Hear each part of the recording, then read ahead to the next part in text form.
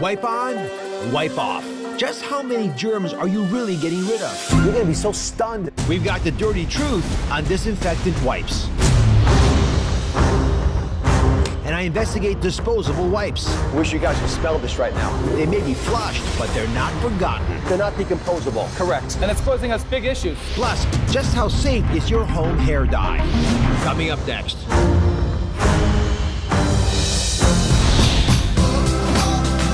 Y'all ready for season 10?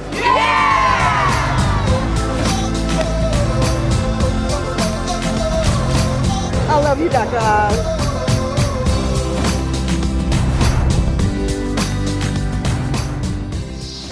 Today, we are testing all the wipes that have become a sanitary staple in our house. From the ones you use on your body to the disinfecting wipes you clean with. So, in the name of science, we're gonna make the ultimate mess to find out how well these wipes work to get rid of germs. Come on, Khaleesi, come on, honey, come on.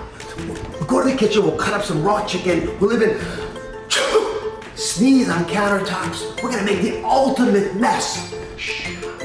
Don't worry, I'm not gonna tell Lisa. Lisa's not gonna know that you did this. Or me. We are still making a big mess over in our germ lab because today we're investigating the dirty truth about disinfecting wipes. Almost all of us trust these wipes to keep our house clean from the nasty germs that are being passed around this time of year. But how many germs are you really getting rid of with one wipe? To help reveal what we've uncovered is emergency room physician, Dr. Sampson Davis, back with all the insights. Thanks for being here. Thank you. So, everyone, these disinfecting wipes aren't just being used in homes. They're in gyms, right? They're in grocery stores. They're in hospitals, so we have to use them frequently. And how many of you, be honest, take it out, it's so convenient, right? Quick little wipe down here, you toss it, right? Hands up. How many do that, right? Most people. That's what I did until today. But Dr. Sampson, you have informed me that we're doing it all wrong. At least most of us are. Yeah, it seems simple, right? You figure you wipe the area as clean, but cleaning the surface area and disinfecting the surface areas is totally two different things. So it's important to read the label to see how long the surface area must remain wet or moisturized by the disinfectant wipe. If you just simply clean it, you may be spreading the bacteria and the germs versus disinfecting the surface. So it's a difference between cleaning and disinfecting. Can you imagine that, guys? You're going to be so stunned when we're done today because we're going to share with all of you. But first, let's get into what's in these wipes. We're talking about the biggest mistakes today. But let's start off with what the heck is in there that makes them work. So this is exciting for me. This is all science here. So we have water, obviously, which is the main ingredient. We have an agent called sodium C14-17, and it helps to bind all the substance together. We have the essential oils for fragrance and smell, the preservatives, which help to prevent the bacteria and the mold from accumulating in the wipes, and the glycolic acid, which is an organic substance, which helps to make the area smooth. So how effective are these chemicals in getting rid of germs? I mean, if they just touch the germ, is it enough? It's effective in ridding the germ, but you have to make sure you use it for the right amount of time. Wipe the surface for the right amount of time, because if you don't, then it's not as effective. And we also find that it could be, if you use them or overuse, it can create superbugs, resistance to superbugs by killing that sort of natural good bacteria. So the big question is, are you using them the right way? Are you getting rid of the number of germs that you think you are? To find out, we set up a germ lab experiment, right? With the most common germs and bacteria that you worry about. Take a look at the mess we created earlier. This is our show, people, right? These tiles were on the floor in front of me. Look, someone's chopping up chicken there, right? And there's raw chicken everywhere with all the potential germs. There's a dog playing, how cute as he may be. Then someone was dropping some breakfast crumbs all over it and then wiping their hands on the couch. I just saw a cough in there. I know I did. You're all guilty as I am sometimes of trying to get away with that. And I've got Jill here, who's going to sort of represent what most of us, including yours truly, normally used to do before today. When you watch that video, do you shudder? Yeah, it looks really messy and germy. Yes. I mean, it's worth cleaning that, right? Yeah, absolutely. So you like disinfecting a lot, I'm told. Yes. So you took account. This is a little experiment, right? We wanted to find out how much Jill would be effective in removing germs, because she's a germaphobe. Yeah. And we've got the doc here. Dr. Sampson's method is a little bit more sophisticated. We're going to reveal the results. Are you all into this? Yeah. All right. Now, before the germ score is revealed, I want to first show you how contaminated, how dirty these tiles were after you made those messes. So, Dr. Sampson, how messed up were these plates, these tiles? Oh, they were a mess. They were pretty junky and just contaminated with all types of debris. And the score was?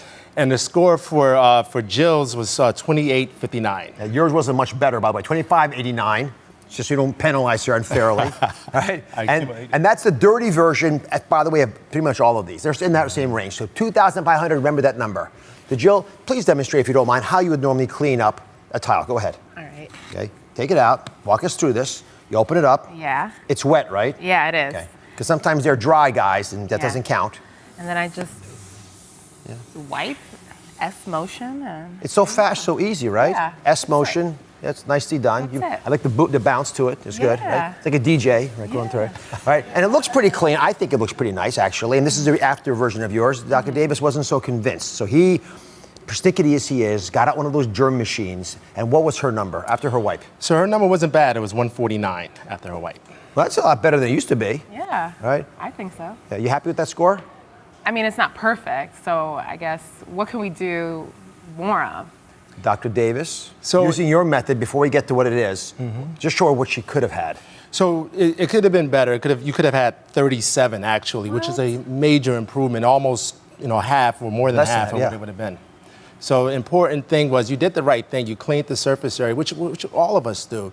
But we find that soap and water, good old soap and water, never fails us. So we clean with that first, allow it to dry. Then we use a disinfectant wipe to clean. But it's very important that you follow the instructions because what we think is one wipe and done. But sometimes you have to go as far as 4 to 10 minutes. So you have to make sure that surface area stays wet and moisturized, and you may have to use more than one wipe. I'm going to show you the video of Dr. Davis doing it the right way, the hard work backstage. And as you watch this, he followed the instructions on the back of the package. Look how fast he is, right? But the instructions actually tell you to do this. It's tiny print. You've all ignored it till now. But it says you've got to keep going. It's got to stay wet. So you don't have to rub it continually for 4 minutes. But if it dries out after 30 seconds, you got to go back and wet it again and do it with a different wipe. Absolutely.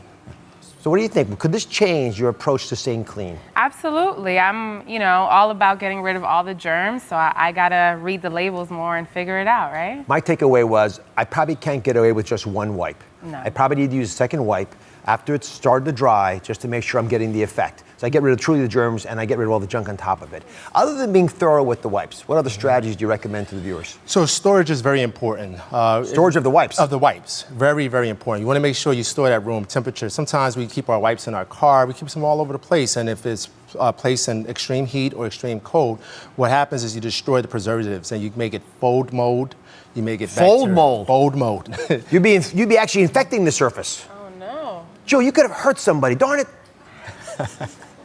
So very important that you store it the correct way and use it. And also if you have like micro abrasions or those tears in your skin, just want to make sure you're not sensitive to the wipes as well. You may want to use a glove or something to protect the skin. I stored these at the perfect temperature for you. It's a gift from the show. It's literally the least I could do. Thank you so much. Now that we're done this, up next, what about the wipes for your body, right? From your hands to your backside. Let's be clear about this, right? We're testing them all out, so you don't have to. Stick with us.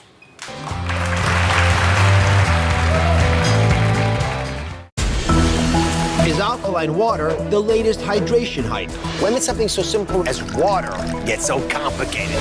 We investigate the health claims But what are the real benefits? and won't water down the truth. We're about to reveal those results in our first ever water experiment. Plus, Tony Robbins is here sharing the #1 thing holding you back from success. I'm gonna show people a little shortcut that'll give you momentum immediately and give you power. All New Oz. That's coming up on Monday.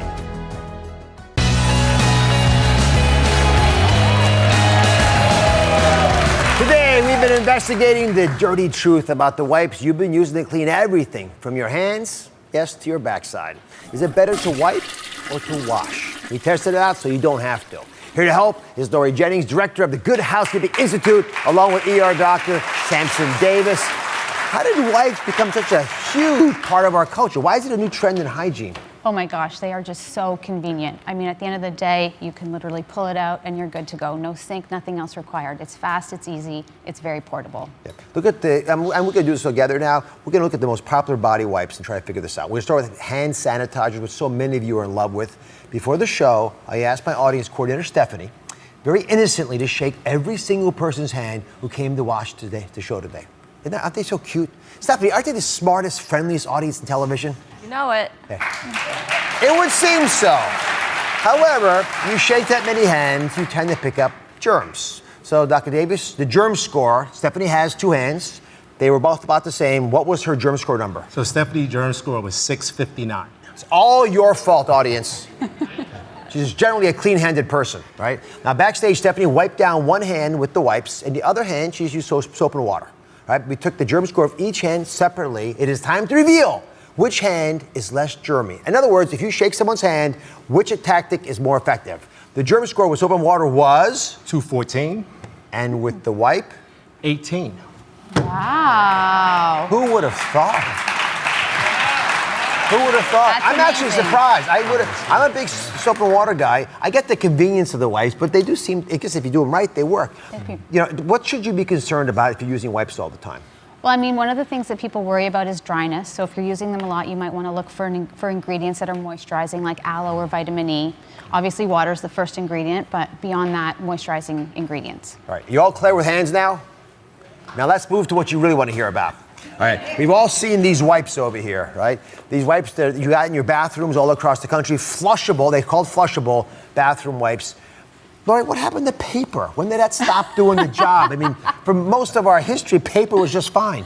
Well, and you know what? Paper is still just fine. And in fact, over 70% of our audience still use paper.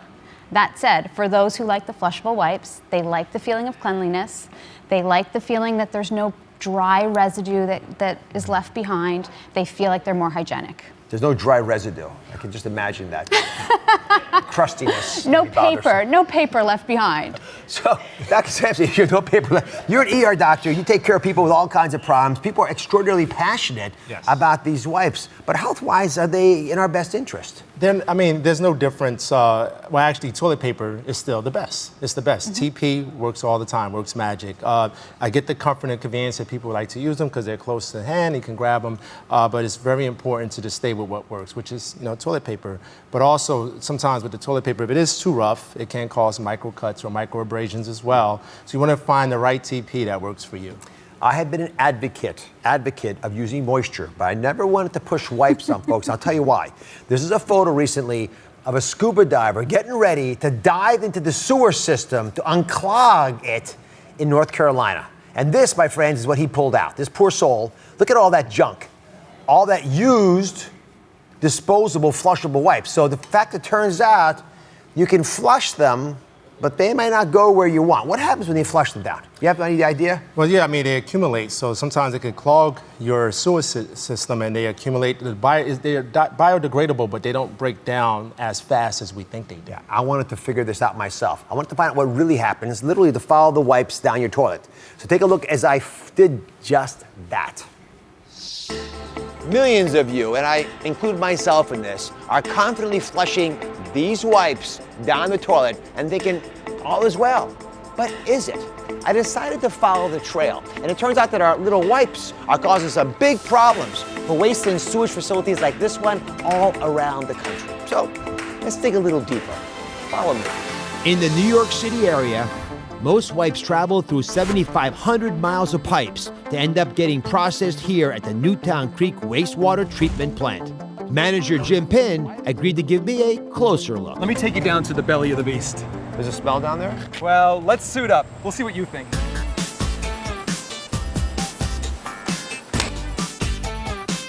I wish you guys could smell this right now.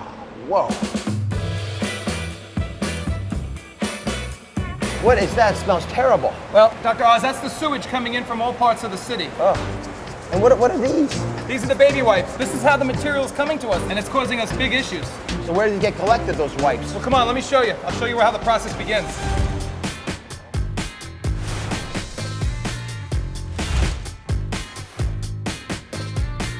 Those are the wipes. Toilet paper breaks down. You're actually seeing the wipes in their solid form, just the way they came from the toilet. I can't believe that. Dr. Oz, take a guess on how many of these we get into the system every day. I'm seeing 1,000 here already. It's tens of thousands on a daily basis. Dr. Oz, since you're one of the people that are putting these down the system, I'm gonna put you to work. Let's go upstairs and I'll show you where they're collected. I can't wait. Ugh. Here comes some more, Dr. Oz. Oh, Okay. Jeez, I'm working my tail off just so you can keep your tail clean. This is exactly what I use. This is what I flushed down the toilet. Why do they call them flushable? Well, you know, they are flushable, but they're not breaking down. Toilet paper breaks down on its way to the treatment plant. You wouldn't see any of this material if it was old toilet paper. So they're flushable, but they're not decomposable. Correct. And then where does it go from here? Well, we take it and we load it into dumpsters. Let's go and suit up. Suit up, go big or go home. Dr. Oz, take a look. Whoa. Oh. Well, look, let's not stand there. Let's get in there.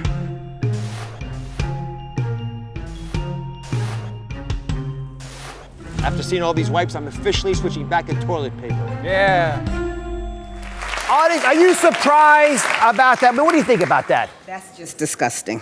Everyone agree? Yeah. We can do better. So I got an idea. It's going to change toilet habits all over America. Dr. Davis, if you really want that cleaner feel, is there a better way that won't clog our toilets? Yes, you have the toilet paper and a nice water spray bottle here. You just Fold it once, by the way. There you go. And then you just spray away, and there you have it. Not too much water. Not too much water, and there you have it, guys. It's so simple, and this is disposable, simple, and this is, what are these, 15 cents? Nothing. Nothing. You all got it, guys. You into this? Yeah. Who wants this? So many gifts today. Thank you. Dr. Davis, Laurie, thank you very much. Be right back.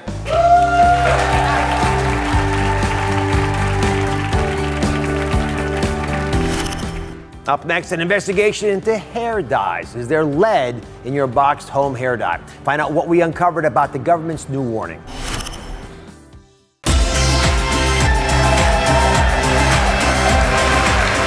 Today, an investigation into something that millions of you use to color your hair at home.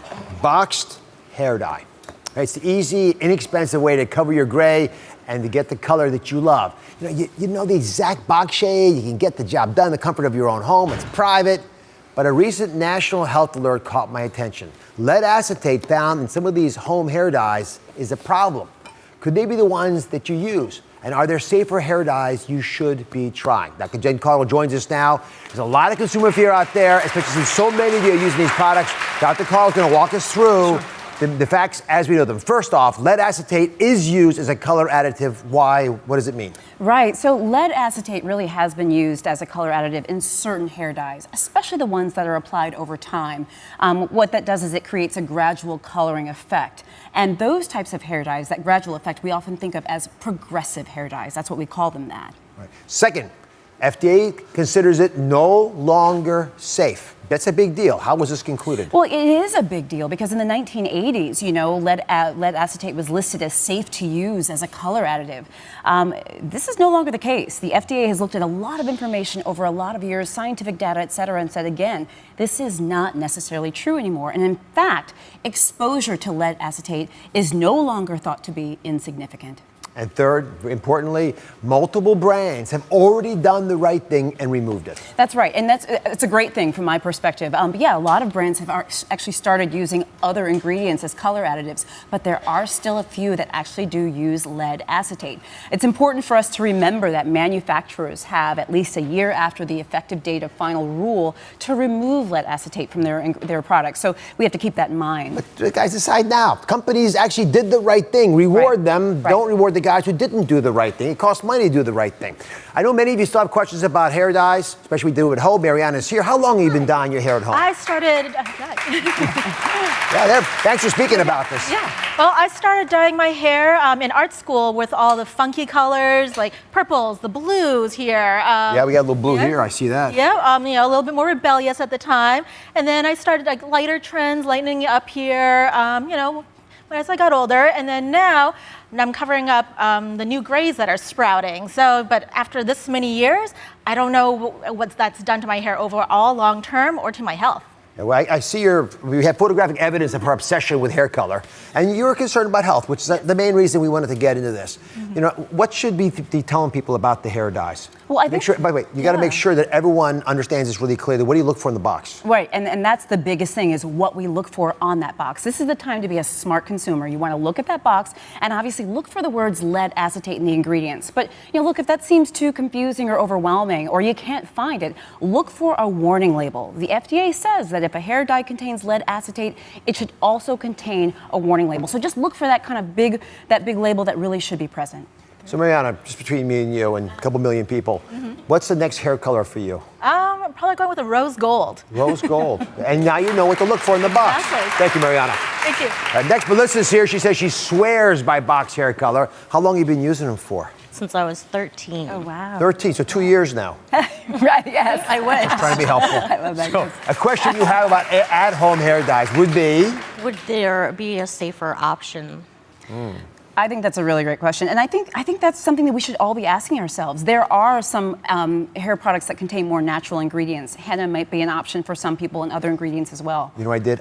I went to the expert. I've got Curly Nikki here, and she's got the answer for you. Take a look. Hey guys, hey. So if you follow the blog, curlynikki.com, if you follow my blog, you know I am a huge do-it-yourself advocate. But what you might not know is that I'm also a safety advocate. And if you're going to color your hair at home with a box dye, you want to make sure you're protecting yourself. Open a window in the bathroom, cut on the fan, make sure that you have good ventilation in there.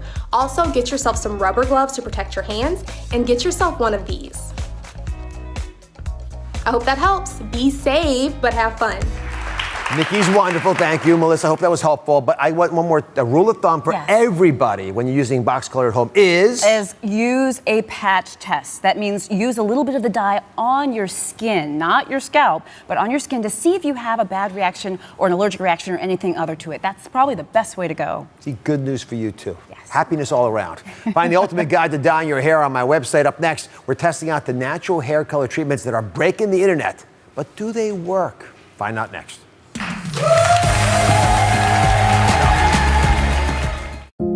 A wife and a mother of two vanishes without a trace. Where was this husband? What's his story?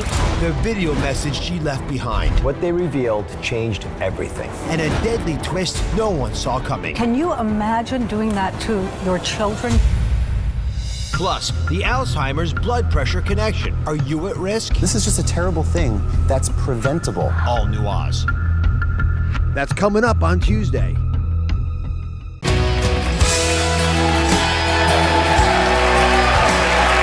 Today we are testing out the biggest viral hair trends breaking the internet, and they involve some of your favorite indulgences. Coffee and chocolate. Oh, look at it, pouring out. Now, these kitchen staples have gone viral as natural hair dyes, but do they really work? Here to help break it all down is someone who knows a lot about trends, Us Weekly beauty editor, Gwen Flamberg. And I gotta say, people, Gwen, love spreading their nice hazelnut chocolate on their bread, but they're spreading it on their hair now. Yes, they are. They're trying it. So chocolate hazelnut spread, not just delicious. Yes. Contains cocoa, which is a natural stain. Like, you've dropped some chocolate on your tie and Lisa's yelled at you. Yeah, right? she has many times. Yeah, so you know it's a natural stain, but that is not all that it has. It also has palm oil, which is a nutrient for the hair. So that is like a natural, super-powered conditioner, and it's gonna add vibrant shine. So Gwen, in theory, it might work. In theory, it should make the hair just a touch darker, and also it is great for neutralizing brassiness, and of course, for giving you magnificent mirror-like shine. And who doesn't want shine? All right, we all want that. So obviously this is an off-label use of hazelnut spread. So we have to put it to the test with some of our audience members. This is Kelly in our hair lab backstage, putting on her hair what she hasn't already eaten, getting this sweet treatment. Y'all want to see Kelly now? Come on out, Kelly. Show us what you got. Whoa! Oh my goodness! Well, the brassiness is gone. The brassiness is gone. Come on over here, Kelly. What do you think about your new do? So the color didn't really change, but the ends are a little bit darker. You can see some depth in the color, and I think it's definitely shinier, so it feels good. I love it. What do you think? I think that this ombre-like little shade on the bottom, this little just tiny touch of darkness, it makes it really interesting, really fun, especially for the holidays. And I mean, your hair is shiny, girl. Yeah, it is. It smells good too. Shiny, yes. Deliciously tasty. You can call it ombre, Kelly, from now on. Yes, I love that. I hope you enjoyed. You can finish what's left over here, by the way. Oh, delicious. Next up, coffee. Now, this is a real big one. People are thinking coffee can help with their grays. Gwen, how does this work as a natural color boost? So coffee, again, is a natural dye. It's a natural stain. Like, people for years have been dyeing things in coffee and in tea if they want it just, a little bit like an ecru shade. So that's gonna work. You mix a cup of coffee, brew up a fresh pot of coffee, let it cool. You do not wanna be pouring boiling hot coffee on your hair. Mix that cup with a cup of leave-in conditioner, couple tablespoons of coffee grounds, mix it all up, slather it in. You need to let it kind of like cook in for an hour, and you might get a little bit of darkness. It's not for like a major hair change, but if you've got a big date, a big meeting, you're meeting the mother-in-law, it might just help neutralize those those in the house already. Yes. So Scott is under the dryer, giving it a try. Scott, are you ready? I'm ready. It's your big moment. Okay, here, 1 second. Let me pull this up. Lean forward a little bit. Boom. Okay. Now, oh my goodness. What are your thoughts? Look at it. Look at the monitor there. Gorgeous. You like it? I do. And you know what else? Coffee contains caffeine. Caffeine stimulates stronger, healthier hair growth. Describe what you feel with your hair now. Well, it feels silkier, and I like the way my hair has dimension, but it really brought the low lights out. Like it has the... A nice coffee odor to it. I like that as well. And you look very awake. So I brought in hairstylist to the stars, Roy Teeluck. Come on over here, Roy. You're going to weigh in for us. Thank you. Thanks for being here. So you just witnessed two women who have done amazing things with things we normally put in our mouth. How often do you hear these trends from your clients? We do hear these trends, but I must warn that not all these trends work as far as my experience goes. So give me a hack, something that would help color a woman's hair, a trick, easy, simple, that you think works, reliable. Well, with these remedies we're talking about, it has to be left on an awful long time, and it has to be worked into the hair in order for it to stain the hair the way that we're looking for it to be. So it takes a lot of time, but also rinse it out thoroughly because it could clog the pores of your skin, create weaker hair growth, maybe hair loss down the road. So it has to be used with caution. So what do you recommend? Someone calls you up, one of your big time clients, and says, I got a crisis, I got to look better tonight. What do you say? Things that we are doing at home right now, we're using these powders just to touch up around the hairline, maybe the part of the hair, just to extend that next visit to the hair salon. Yeah. How about mascara? How about that? That is also another kind of method that we've been using, and mascara is a little thick, a little bit. You have to comb it through a little bit more to sort of stretch it out. But yes, we're doing that too. That's what guys do. It does seem to work. Roy, thank you very much. Thank you. Gwen, everybody. Hope you enjoy. Scotty, we'll be right back. Up next, the number one thing 450 of the world's top innovators say will boost your memory. My friend and wellness leader, Dave Asprey, is here to reveal it. The best part of the secret is... it's free. Can't beat that. Here's your daily share.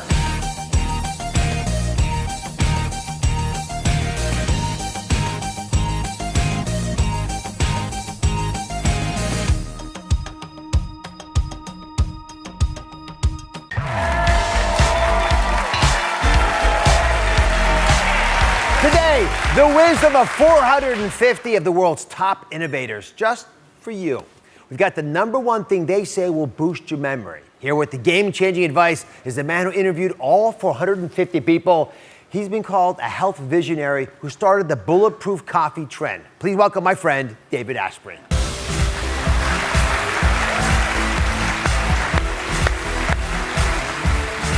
Welcome back. Dr. Oz. So I gotta say, it's hard to get 450 big-time innovators together to tease out what makes them special. How'd you pick the folks that you interviewed? I wanted to find people who had done something really noteworthy, something big, something that changed the world, and I wanted an excuse to talk to them. So I started a podcast called Bulletproof Radio, and I started asking them this one question at the end of them sharing their knowledge. 3 most important things that you would tell people to do so that they could be better at everything. And then I did the math on all that at the end of the day. You compiled all their ideas. So boosting brain power was a big part of your goal. I suspect you were surprised by some of their insights. What blew me away is I thought these people would say, I wanted to be the best in my field. I wanted to make a lot of money. I wanted to win. You know what they all said? Number one, my health. If my body doesn't work, I can't do what I'm here to do. I won't achieve my mission. So that's what they cared about most. They cared about food, community, stress, sleep. None of them cared about dollars. Yeah. Like most human beings, care about what really matters. Yeah. Come on over here. Number one thing that the world's innovators say will boost your memory is actually allowing you to ditch decision fatigue. Decision fatigue is all the things you're thinking about that just wear you down so you start making bad decisions. It is estimated that we make thousands and thousands of decisions in a day, most of which I got to say you're not even aware of. So how do these decisions pile up on you and drain your brain? They pile up on you because there's a limit to the number of decisions you can make before you just run out. And this just makes sense, but there's... See how full the body is? See how robust the brain is, energized? See how it drains out because of that? Yeah, and every day it drains out. There was a study in Israel where they looked at parole boards, and they said, what's the number one thing that's going to get someone out of jail early? Is it their gender, their crime, how much education they did? None of it mattered. What mattered was the time of day when you got your parole board hearing. If you come in the morning, 85% chance they're going to make a decision to let you out. End of the day, 85% chance you're going to stay in jail. So what does that mean for us? It means that if we can reserve some of our little decisions that don't matter so we can make more important big decisions, you can actually change your life. Just help with that study again. So the judges were getting so exhausted making decisions that for them, making no decision was saying no parole, right? Exactly. So it was a cop-out decision. It was a cop-out decision, and it was because they were out of good decisions. They just couldn't think about it and make a decision. No, it's easier just to say no and not think about it. Guys, this sink into y'all. You know how you get muscle fatigue from doing stuff too much? You can get brain fatigue, which is why you have to preserve that brain gist you have. So I asked Trish, a busy mom, to log her decisions to see how it affects her. She's speaking for you. Is this your decision diary? This is. Lots of things you wrote down there. Yes, a lot. All right, so. A lot more than I thought I would. I did this experiment just in preparation for this. So let's just start with you get up in the morning, literally you're just opening your eyes. How many decisions have you already made? I made 45 decisions, and who would have thought that? I mean, here I'm laying in bed, and the fact that I had to keep track of these things really made me think about every single little decision. Do I turn on my right? Should I roll to my left? Should I lay here? How much longer can I sleep? How many times can I hit the snooze button? Yeah. The mind is a dangerous place to live. It's all kind, especially in the morning. For me, it's when I start to ruminate a bit. Okay, what's the crisis time for you? The time of the day where you make the most decisions? Well, it's actually a pretty long time for me because I work from home. So it was about 8:30 to about 3 o'clock. All of my design work, it's like every decisions all day, every second of the day. It feels like almost. You have a final tally. Was it possible to keep track of how many decisions you made? Well, I must admit, Dr. Oz, I gave up around 6 o'clock because, like I said, I am a busy mom, but it was 1,879 decisions, all before 6 p.m. Look at that. I don't know how you feel about this, but that's stunning to me. And if I could just bring one thing up, at 6 o'clock when you were done counting, were you pretty tired? Oh, I was like brain dead. I felt like I was brain dead. I was so exhausted. All I wanted to do was just sit there, veg out, turn the TV on, so I didn't have to think. I didn't have to think about making decisions anymore. If you had made decisions after 6, would they have been good ones, do you think? Probably not. That's when the bewitching hour, you eat the wrong things, you fight with the wrong people.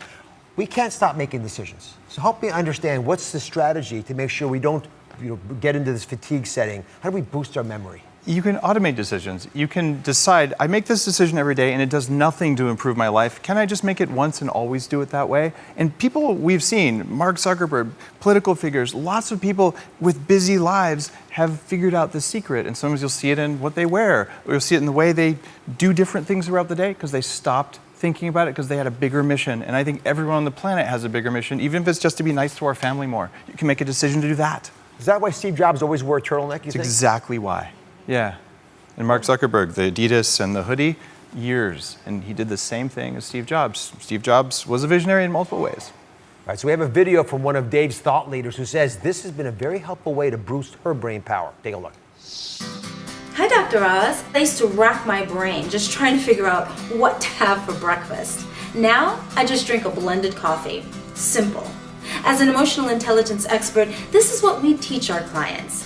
Bottom line, to ditch brain fatigue, simplify and streamline your choices.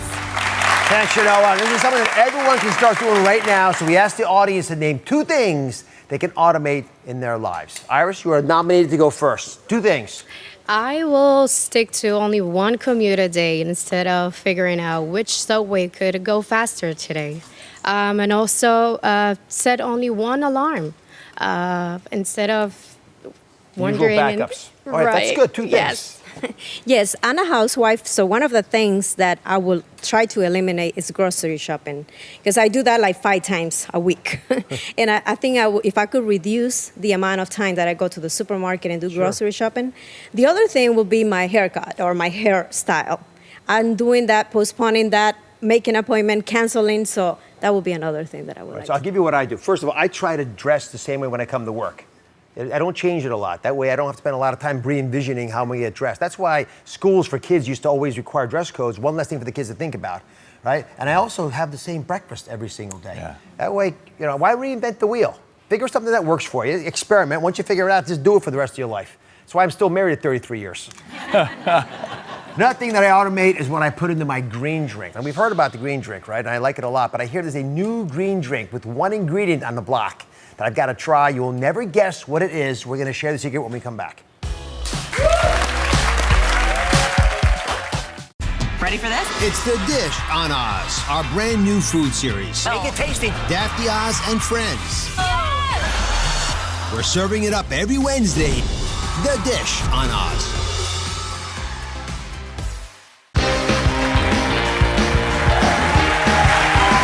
Today, the new green juice that I have not tried yet. It's getting a lot of buzz everywhere, especially since it's only got one ingredient, which I hear is flying off the shelves of grocery stores. I want you all to guess what it is. Wellness leader Dave Asprey is back with a few hints on what this mystery drink is.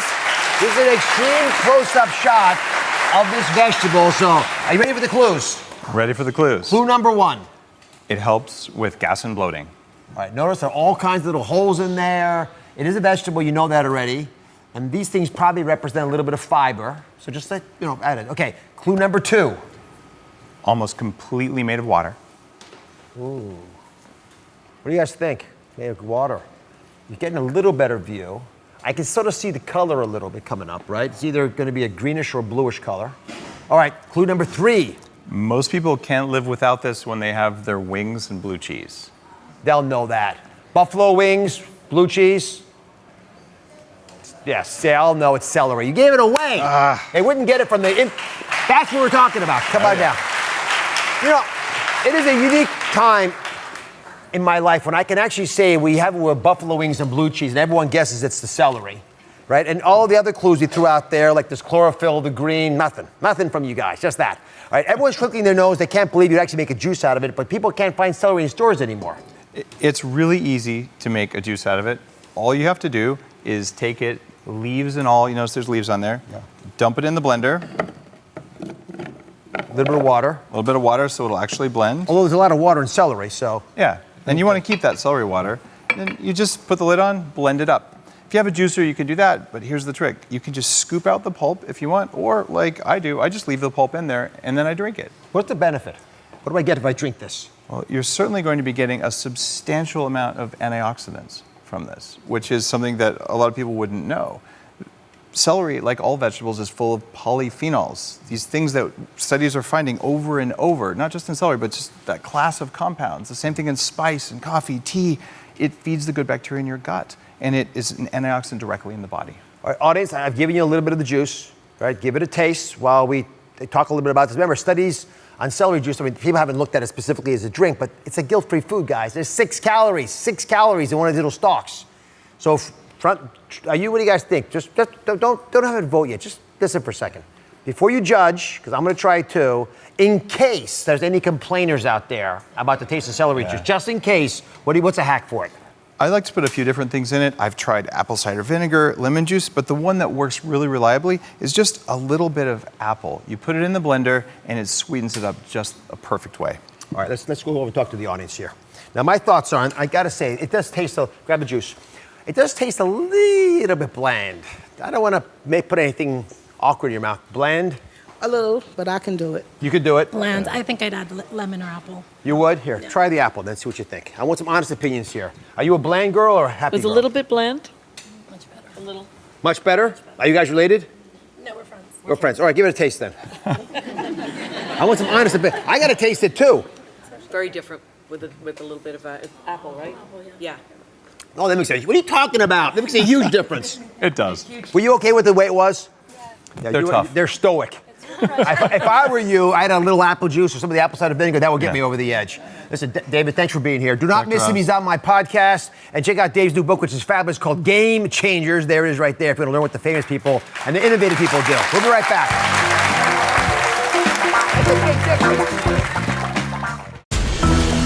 Is alkaline water the latest hydration hype? When did something so simple as water get so complicated? We investigate the health claims. But what are the real benefits? And won't water down the truth. We're about to reveal those results in our first ever water experiment. Plus, Tony Robbins is here sharing the #1 thing holding you back from success. I'm gonna show people a little shortcut that'll give you momentum immediately and give you power. All New Oz. That's coming up on Monday. In 10 years, my kids have grown up. I become a grandfather. And I even have a few more gray hairs. I've gotten to know myself better by meeting you. It's you who taught me to listen. You've inspired me. You've given me hope. And you've been here for the ride. Together, change happens. Our journey is just beginning. It's a story that's going to change lives and save lives. So I feel pretty good about life right now.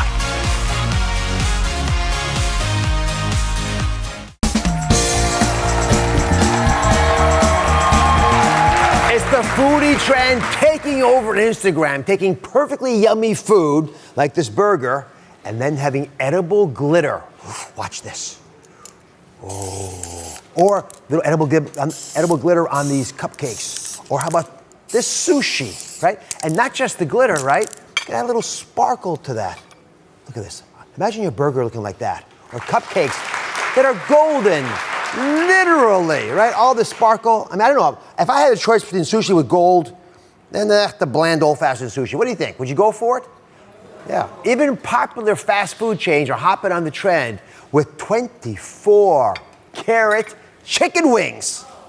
Oh, like these. I mean, I don't know about you guys, but for some, all that glitters is not gold. So I am curious, my beloved audience. What do you think? Could this be part of your future? No. Anybody want to taste one of these? These are very, we got one here. Go ahead and give that a shot. Grab one of those, and while you're tasting that, just enjoy. Oh, she spilled gold on her sweater. You're golden. I'm shining. You like it? I love it. And you're shining, you said? I'm already bright. Like, this is so good. All right. I love it. Now, this is not your cup of tea? No, that's like for Instagram show off. And plus, I already have enough spark already. Now, first of all, is the taste okay? Do you want the truth? Yes, the truth. It's a little bit too much, but the chicken's really good still. It's just too much gold, but I like it. Oh, my goodness. Let me taste one of these things. You guys are so picky. It tastes like chicken. It's fine. Anyway. I love that people are getting their creative juices going with their food. From a health perspective, consuming gold flake or edible sparkles is thought to be completely safe. It ought to pass through your digestive system without being absorbed into your bloodstream. But if it's not your jam, you can always do it for the gram. Take the gold. Remember, everybody, change is happening. Our journey is just beginning. It's a little bad aftertaste.